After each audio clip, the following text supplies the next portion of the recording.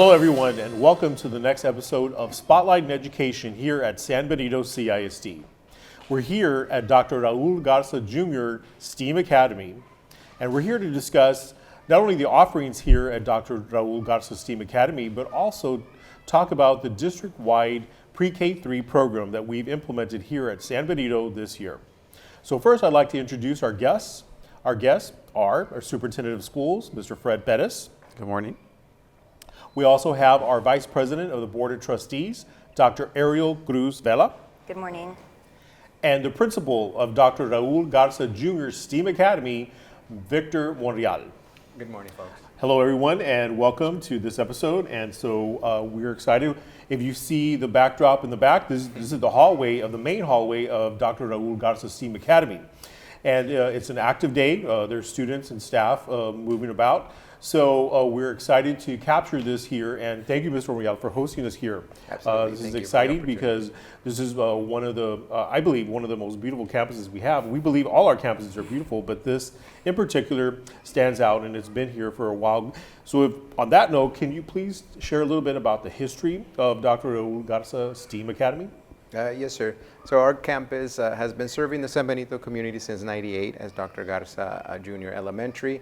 And in the year 2018-19, it became the STEAM Academy. It's the first school of choice from San Benito. Wanting to focus on the curriculum related to the STEAM, which stands for Science, Technology, Engineering, Arts, and Math. And so that is also embedded in our curriculum, in our master schedule. Each grade level has STEAM time, and so that they could focus on each one of those curriculums each day. And it is something that we're very proud of, and it's a program that we're continuing to grow here at our campus. And you've been here for about 3 years. Yes, sir. Not 3 years. And so have you seen the progression of students, especially our younger students, when they're grasping the concept of a STEAM Academy? Have you seen that kind of progress with our students? Yes, absolutely. We've began with robotics. We have an engineering classroom that's fully functional, and it is attainable for the different grade levels. We start with pre-K3 all the way through kinder, and our robotics teacher does have the curriculum that's appropriate for each grade level so that they're being challenged and they could also see the progress.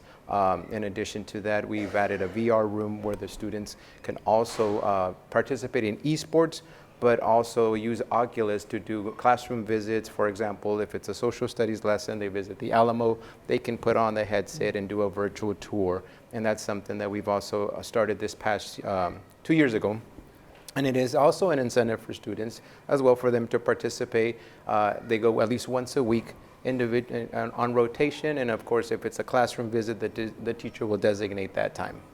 And this is also a full service elementary school academy in that there is 3 active special education classes that you host here, which is a large amount for an elementary. And then you have a very vibrant and energetic physical education department and music department, the fine arts department as well. So can you share a little bit about those offerings here at STEAM Academy?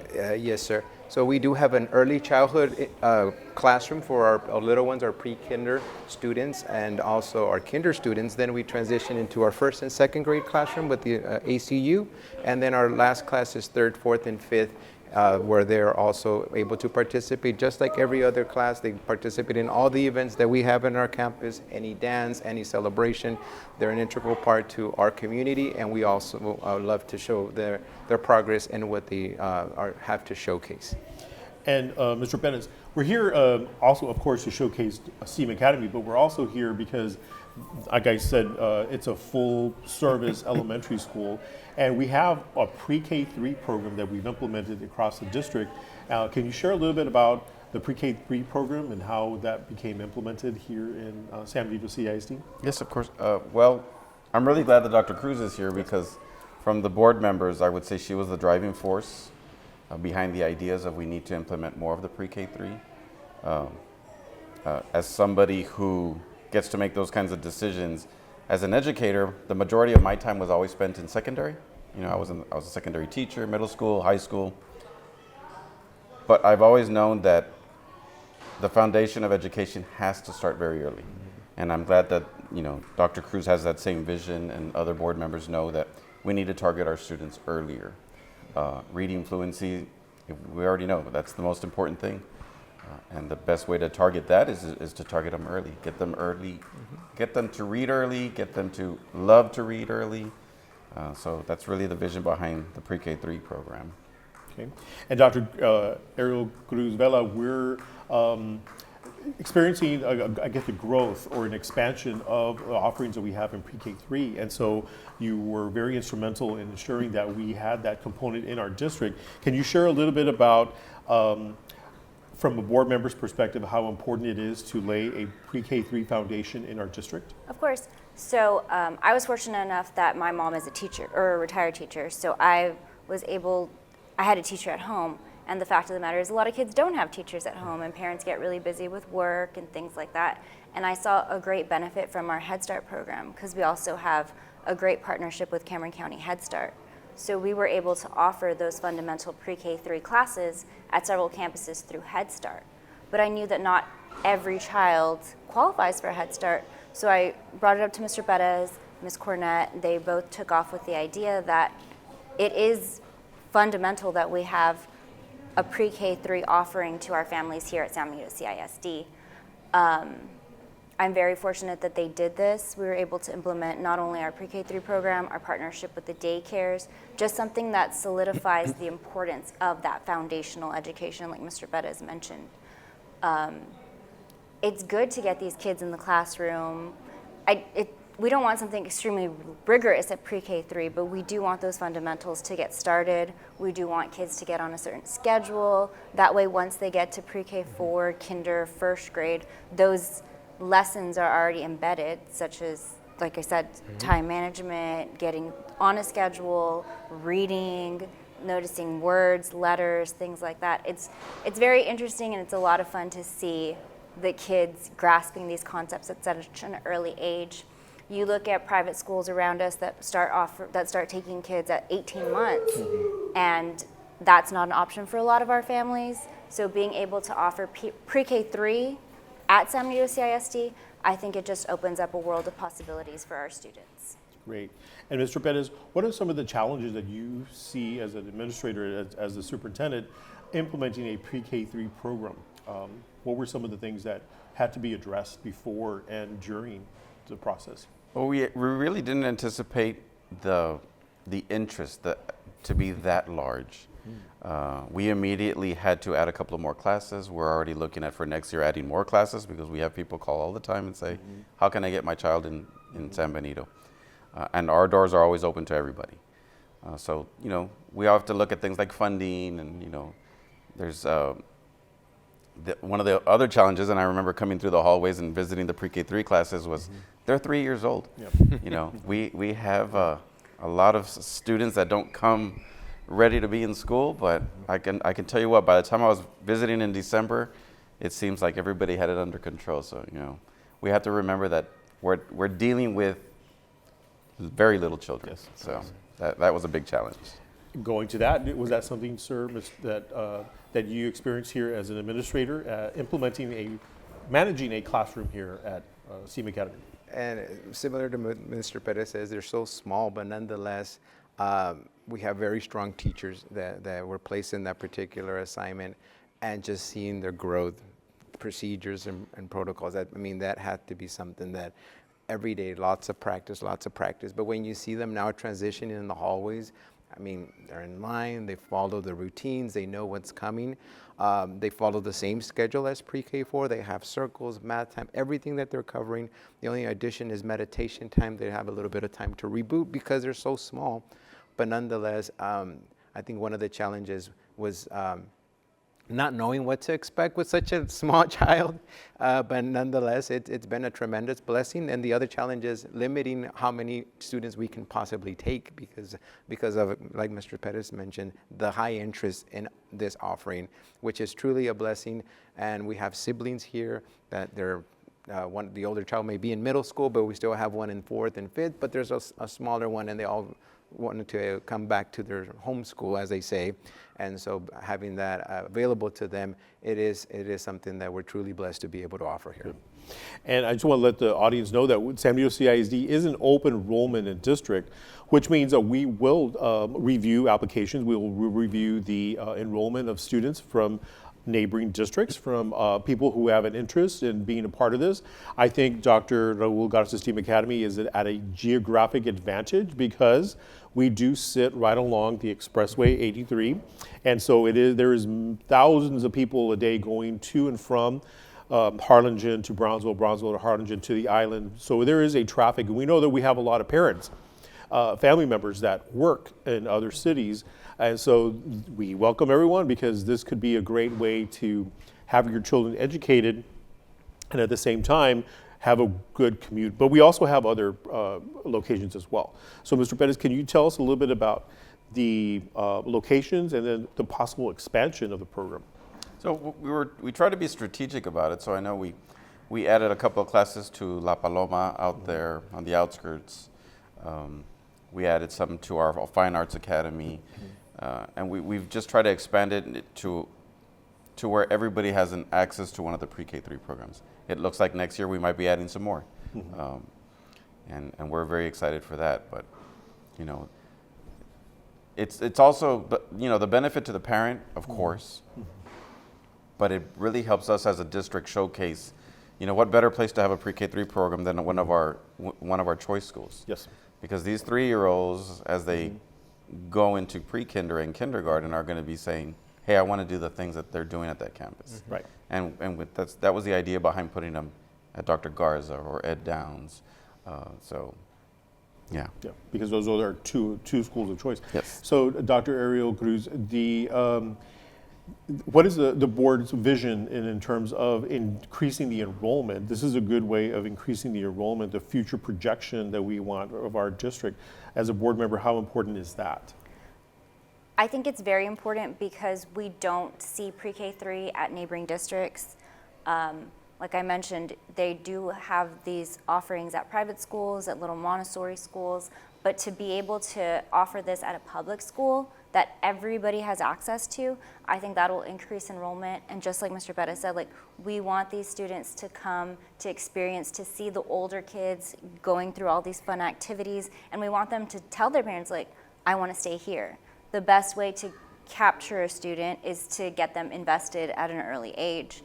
And not only the children, the parents. Like, we want our parents to be able to be like, you know what, I'm going to keep my kid at this school. I really enjoy the administration, the staff, everybody from the office staff to the cafeteria staff. They actually care for my kids. And we know we have that here in San Benito. We know we have the staff that cares for our children, and we just want them to be able to grow with San Benito. Yes. And so one of the things we're doing through our department, the Public Relations Department, is marketing our district, and we're having enrollment pop-up events. And we've had a couple already since the beginning of the 2025 year. And one of the number one questions we have is pre-K3 enrollment. They want to know about the pre-K3 enrollment, the eligibility. So we know it's a popular concept that we need to continue to expand on. So Mr. Bettis, is that something that we definitely want to do something district-wide at all our campuses? I know that at some facilities it may not be possible, but at the same time, is that something that you see as the future growth of our district? Oh, definitely. We're already working on expanding our partnership with Head Start. So, you know, we will definitely be adding some more Head Start areas. We have an idea at Fred Booth for a facility that we have there to possibly expand even more with Head Start. And then we also, like I said earlier, we have a couple of campuses that we're going to target pre-K3 specifically. So. Okay.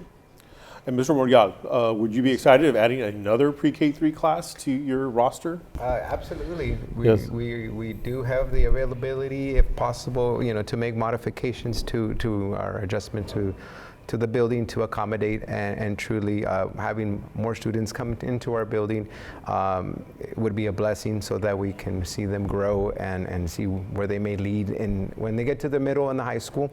Some of the programs that we do offer are expanded at the middle school and high school level, like our Garza News Network that's soon to be completed, where they're seeing entry-level video editing capabilities, where they're making news stories and they're also splicing and editing, so that when they get to middle school, they're already familiar with that product, and when they get to high school, they see it at a larger scale. So it is something that we're excited about bringing forward and adding additional opportunities for them so that they can expand.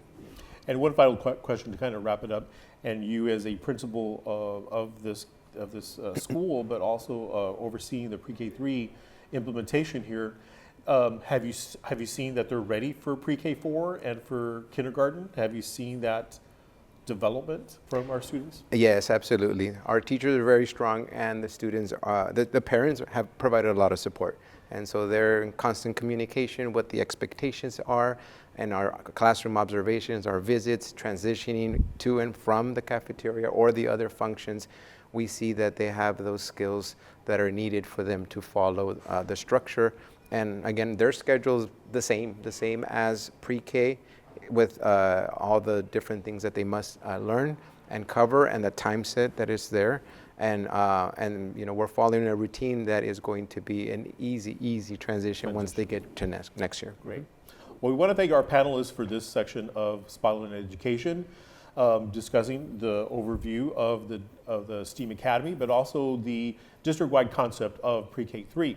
We'll expand a little bit on that on our next segment, but first I would like to thank Dr. Cruz Vela for joining here, and thank you for being an advocate for the early childhood programs, and I think that's very important, and thank you for being an advocate for that. We want to thank our superintendent of schools, Mr. Fred Bettis, for also supporting that district-wide, and of course, our principal here and our host here at Dr. Raul Garza Jr. STEAM Academy. Thank you, Mr. Monreal, and we'll be back with our district leadership that will specifically discuss about the curriculum that's implemented in the pre-K3 program and all the services that we also collaborate with other daycare services here in San Benito CISD. We'll be right back. Our next panel includes the directors and the administrative staff that assist in implementing the pre-K3 program across our district. So joining us, we have our Director of Elementary Education, Ms. Diana Atkinson. Welcome. And we also have our instructional coach that assists with our early childhood education component, and specifically with our 3K pre-program. We have Ms. Melissa Rodriguez. So welcome both, and of course Mr. Bettis, who will be joining here as well. And so we want to go ahead and talk a little bit specifically about the program itself, its curriculum, its expectations, what we do district-wide. And so Ms. Atkinson, can you share a little bit about the offerings we have at pre-K3, and specifically the differences at the campus sites, because we have different types of pre-K3 programs at certain schools for certain reasons. Can you explain a little bit about that? Yes, sir. Thank you. So we do currently offer pre-K3 at 4 or 5 different locations. We have a collaboration with Head Start, and that in order for the children to be able to be registered for San Benito CISD, they do have to meet the criteria for Head Start. That takes place at 5 elementaries. We do have Sullivan Environmental Science Academy that does have, we have a Head Start unit there. We have one at La Paloma. We have one at Fred Booth Global Leadership Academy. And we also have one at La Encantada, as well as at Frank Roberts. We also offer, which is kind of a plus, we do offer pre-K3 to employees of the district, and we do offer that at Ed Downs Fine Arts Academy, as well as Dr. Garza STEAM Academy, and that is a program that we do have for employees of the district. So, you know, one of the caveats that we say is 5 different recruiting teachers is like, hey, if you happen to have a 3-year-old, one of the advantages is that we do have that pre-K3 program available for your child as well. We do have, as I mentioned, the 4 different sites or the 5 different sites that do offer Head Start. And so the collaboration we have between the Head Starts and the district is really, really neat. In just a few minutes, Ms. Melissa will talk to y'all just a little bit more about what exactly that entails. But moving into next year, we are, going to continue with our agreements that we do have with Head Start. We may be doing things just a little bit different, so be looking forward to, or be looking out for maybe some changes that we will have with some of our rollout with Head Start. But we're really excited to continue the collaboration that we do have with Head Start. It's been very beneficial. It has proven to give our kids a really early start at learning. And so one of the great things also is that it kind of helps us identify, specific needs that kids have at an earlier age. And so that's one of the benefits that we have really, really been able to hone in on here in our district with our 3-year-olds. Great. Mr. Pettis, partnerships are very important, and I know that we've had a long-standing partnership with Niños Head Start, which specifically has been working with us for a number of years. And so can you share a little bit about, as a superintendent, how important is it to develop those partnerships and also maintain them when we're implementing joint education programs? So that partnership, we've been with San Benito School District for many, many years. It is a great partnership. Whenever they ask us for something, we try to do what they need. I think this year we moved several of their classrooms, made it a little bit easier for us and them to work as a partnership. I think, the benefit to our district, yes, we get to educate more students. The benefit to San Benito is there's a lot of need for that kind of education, for that kind of child development in San Benito. So the partnership with Niños Head Start, we're just looking to expand. We have an idea for next year to increase the Head Start pre-K3 programs, as well for the other traditional pre-K3 programs. But yeah, it's really important for us to have that partnership with them. Now, Ms. Rodriguez, I guess the meat of what parents would want to know is what kind of curriculum, what kind of aligned curriculum do we have in our pre-K3 program so that we know that students are learning and engaging in a manner in which it's aligned. In other words, all the campuses are doing that. Can you explain a little bit about the program, about the curriculum? Yes. First of all, we do follow the Texas Pre-K guidelines, and each individual program, our Pre-K3 program, follows our Scholastic Pre-K on Our Way, which is an individualized program for our Pre-K3ers. And our Pre-K4, we follow the curriculum 3 Cheers for Pre-K. And this is our first year that we implement the Age of Learning. It's a digital program. Within that program, it has a My Math Academy and My Reading Academy. And within that, it individualizes each student's pathway for learning. So it provides and ensuring the growth for each student so that way they are kinder ready for the following year. Okay. And I know that one of the unique things we also have this year is a partnership with 2 local daycare centers. Yes. And we are providing and supporting their curriculum, their instruction at those 2 sites. Can you explain a little bit about those 2 sites and what we do with those students? Okay. So yes, we do have a partnership with 2 different daycares. Within the daycares, we provide professional development for the staff. Whenever San Benito CISD has professional development, we ensure that we invite them and we offer professional development for them, such as the toilet training, behavior classroom strategies that they can use and implement within the classroom.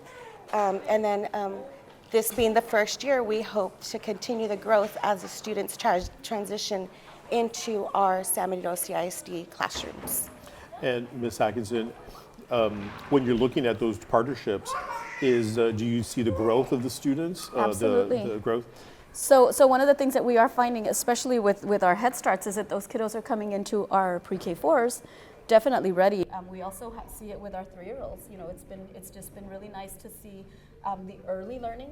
We're getting our kids, like Ms. Rodriguez mentioned, we're getting them kinder ready that much quicker. Like we have pre-Kers, pre-K3s that are actually already kinder ready.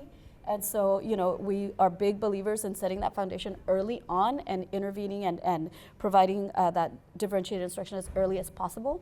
And so definite benefits that we do have with our pre-K3s moving into pre-K4, and as well as whether they're at our pre-K3 centers or whether they're at our daycare centers. I did have the opportunity to visit Little A's Daycare. We did a segment with one of our local news organizations, and so we're just seeing the students engaging and being a part of the San Benito school system was really interesting. I loved it. And so is there future plans to expand our partnerships with other daycares in our So area? we're always looking to expand. We can reach out to other local daycares in our area. If they would like to be part of our agreement as well, we can, work on some MOUs with them.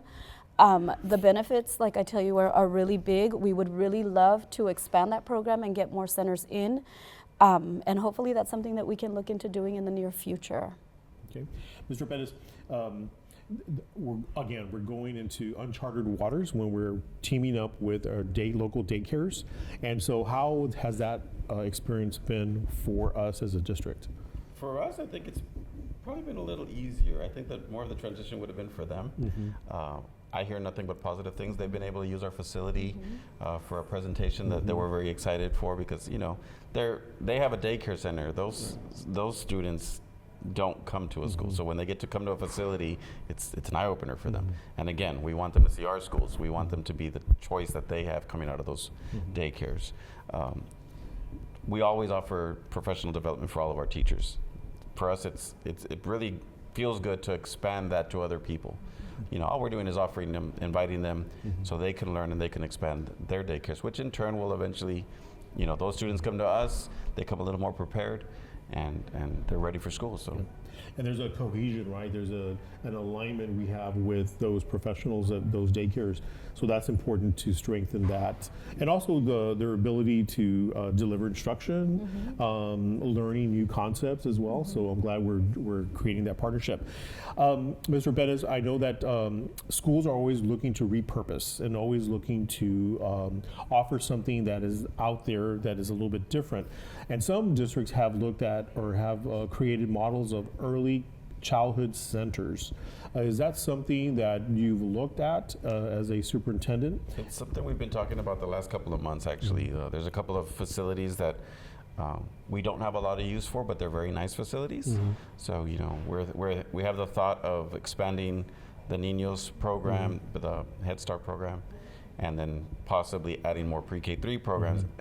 And I think we've locked down a location that seems to fit the concept of a pre-K3 center. So yeah, that should be coming in the fall. Good, and we're excited about that because we know that that's one of the growing concepts that districts are looking at. One, because they want to increase their enrollment, that's one. But at the same time, we're looking at laying the foundation early and creating well-rounded students at a very young age, so that when they get to pre-K, kinder, first grades, they're prepared for higher level instruction. We're not having to work on the social skills, and those are already worked out at early childhood centers. So, Ms. Rodriguez,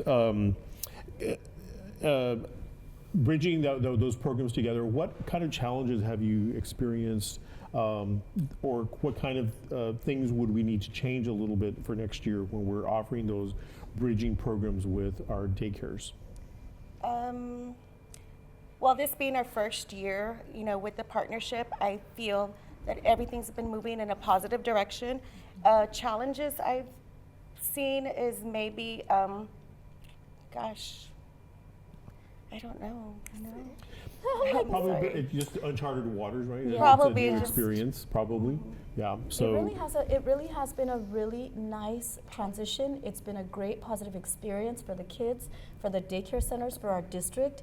Just that bridge that we've created between those daycare centers and our schools has been really awesome. I think some parents are not quite ready to send their kids to the big kids school. Yes. And so they kind of want the daycare setting, and so that's okay too. So we want parents to know and understand, like, we have these options as well, so that if you're not ready to get your child into, a bigger school, we do have that smaller setting at our centers.